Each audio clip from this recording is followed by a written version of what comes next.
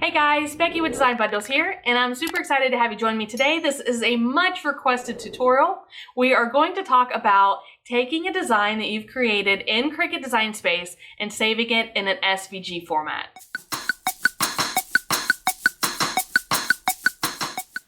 Okay guys, so here we are in Cricut Design Space, and I've already pulled up a file that I created, and I'm going to save it into an SVG format. Now let's go ahead and talk about reasons why you would want to do this. Off the top of my head, the two most common reasons that I get a request for this video is number one, people who need to use files that they create in Cricut Design Space in a different software. Most commonly, I'm gonna say like the Glowforge. Now, the Glowforge software does not allow a lot of designing capabilities, so a lot of new Glowforge users fall back on software that they're already familiar with, including Cricut Design Space. So that is one reason. Another reason would be if you have converted maybe from Cricut to Silhouette Studio. Now, this is definitely not an easy way to get files you created from one software to another, but it is a doable way. Now, I do want to say strictly that this is for files that you have created. You're not going to start taking files that you've purchased from the Cricut Design Store or files that you do not have the copyright permissions to be manipulating or different things like that, okay? This is not going to be a workaround to try to get away from some of the legalities of working with SVG files that are not yours. I'm showing you this strictly from the standpoint of files of yours that you have created that you want to use in a different way or in a different program, okay? I also do not recommend this for selling files because I do not feel like the quality of the SVG file you're getting is the same as the original, or I also don't feel like it is a high enough quality to be selling. So while it's a good workaround method, this is not necessarily what you want to do to be able to sell files. Another thing that you could do with this is like if you want to share a file with a friend who maybe isn't in Cricut Design Space. So just a couple reasons and considerations that you want to really think about before you launch on this journey, okay? Now, this is a workaround method. There's not a way to do this natively in Cricut Design Space, and Cricut Design Space is not really meant to be a full graphic design software. All right, so just throwing all that out there, and that's kind of the starting point where we're starting from today. I'm going to take this file that I created and I want to move it, let's just say I want to move it from Cricut Design Space to Silhouette Studio. Now, this is a multi-layer design, so the first thing that I want to do is I do want to take into consideration the different colors that I'm working with. I'm going to start by ungrouping it. And the layer that I'm looking to do without is going to be this white layer. So I am going to go ahead and delete that layer. It doesn't do me any good for the purposes that we're working with today. Now, if you have a way to make this file work in just one color, then I would highly suggest doing that. For example, this file is one that I could weld together and it would not look bad. I do like how cute it is in the two-tone colors, and if I was using the white to be another base color, then that would have made it 3 different colors. But for the most part, I could weld this together as one solid color and be just fine. Now, I'm not going to do that today because it's going to be the same thing that we're doing, but I just want to say that that makes it a lot easier. What we are actually going to do is a tad bit more complicated. We are going to select the 2 colors that we're working with, and we're just going to put them side by side. And then I'm going to fill them both with black. Because the online converter that we're using, it is more of a tracing software in that it needs the contrast. So if you have SVG files, or rather design files that you're converting to SVG files that have a lot of similar colors, that's not going to be what we're working with today, okay? So basically, I've taken this file, I've separated out side by side. That way I have 2 different areas that are going to be converted individually. That way, once the conversion is done, I will be able to put them back together if that's what I want to do. Now, the next step that I'm going to do is I'm going to pull up my snipping tool. And I am using a Windows PC. So what that means is I'm going to pull up my toolbar and I'm going to open my snipping tool. Now, if you're on a Mac, you guys do have a similar program. So just keep an eye out for that. So then with my snipping tool, I want to move it out of the way. I don't want it to be over my design. I'm just going to click New, and I'm going to draw a box to incorporate my entire design. Now this is the way I do it. You can do this also for your individual colors if you want. Completely up to you. Since I only have 2 colors, I'm going to knock it all out at one time. I'm going to go to File and Save As. And I'm going to save this as a PNG file. Now I'm going to go over to the website that I'm telling you guys about.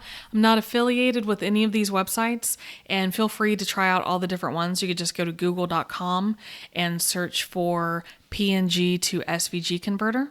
Now the one in particular that I'm using is going to be picsvg.com.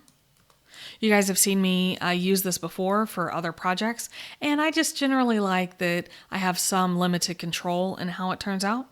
So I'm going to go to Upload Picture, and I'm going to locate our new file right there, our PNG file. Then I'm going to scroll down, and it's going to give me some different options. Now I do want to go to Strong Details. Let's see how that turns out. So that's not bad. And then of course I can go to the different options down here to determine the best one for my project. I do think usually that the Invert 3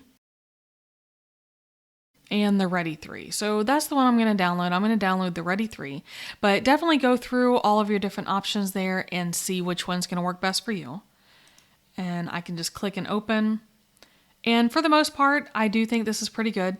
Now what I want to show you is I've lost some of my crispness, and that's what will happen when you're using an online converting program like this, is that some of your crisp corners or fine detail areas will kind of develop a more rounded look, and it doesn't usually affect your design a whole lot, but that's why I always say that this is why I don't suggest doing this if you're trying to sell SVG files, because they're just not going to be as crisp as they would be, okay? Let's jump back over to Cricut Design Space. And the reason that I'm coming back over into Cricut Design Space is I just want to show you, I'm going to minimize that back down, slide it out of the way here. And I'm going to go to Upload, and I'm going to bring in that new SVG file. Now, typically speaking, you're not going to take an image out of Cricut Design Space, convert it to an SVG, and then re-upload it into Cricut Design Space. That's not why I'm doing this. I'm just doing this to show you how you would put this back together in whatever software you're using. So all I would have to do, let's scroll down just a little bit. All I would have to do is ungroup and regroup based on area.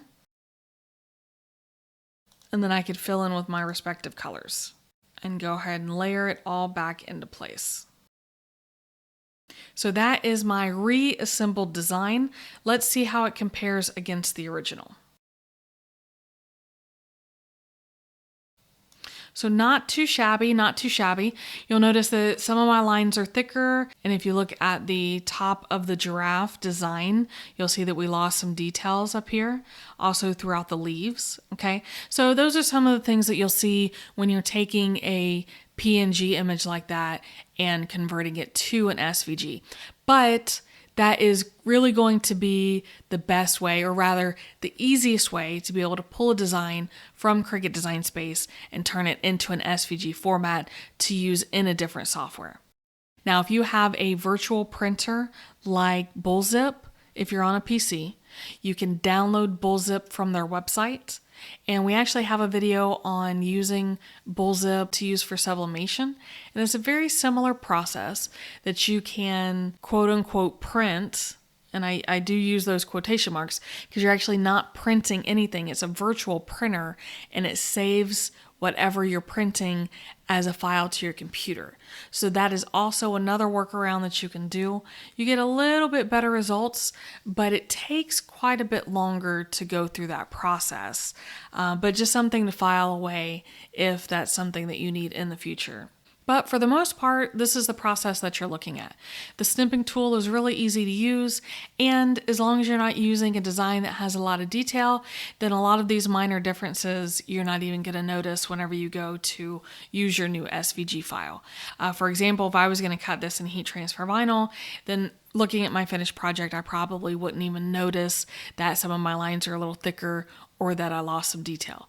But just know that that's something that's going to happen because, like I said just a few minutes ago, we're taking a PNG file and converting it instead of being able to save this natively. And that's just a limitation that you're going to run into using Cricut Design Space. So when you come to the point that you want to start selling files or creating your own files and use them outside of Cricut Design Space, then you will probably want to go ahead and graduate to a new designing program or software. So that is the gist of our tutorial today, and we will go ahead and wrap it up. So guys, how did you feel about our process to save an SVG file from Cricut Design Space?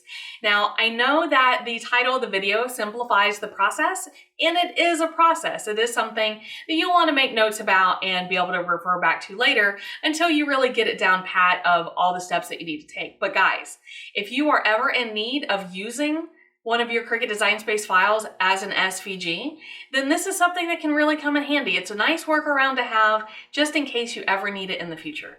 Now guys, if you have any questions or comments about what we've done, please make sure you leave those down below. I really love to hear from you guys and help you any way that I can.